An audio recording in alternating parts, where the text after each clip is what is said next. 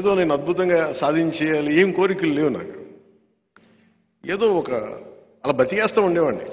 నాకున్నదల్లా ఒక కోపం ఉండేది. ఒక సగటు మనిషి మీద, హక్కుల మీద కొడితే మటుకు వచ్చే కోపం నాకు. ప్రతి మధ్యతరగతి మనిషికి ఉండే కోపం.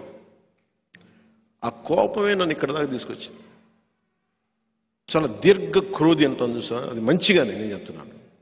అంటే ఒక కోపాన్ని దాచుకుంటే, జలసాలో ఒక డైలాగ్ ఉంది, ఒక్కడికి వస్తే కోపం, అది సమూహానికి వస్తే విప్లవం అవుతాయి.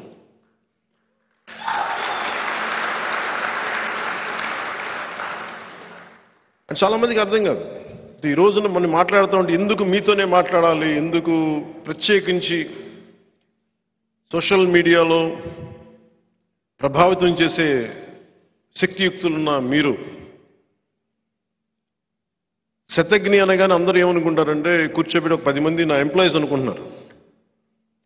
శతజ్ఞి అంటే జన సైనికులు, ప్రతి ఒక్కడు, ప్రతి వీర మహిళ, అన్యాయం కోసం తిరగబడ్డ ప్రతి ఒక్కడు శతజ్ఞిలా పేలుతాడు.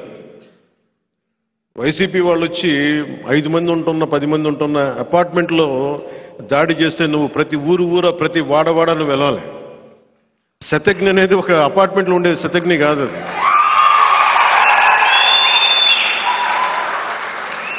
వాళ్ళ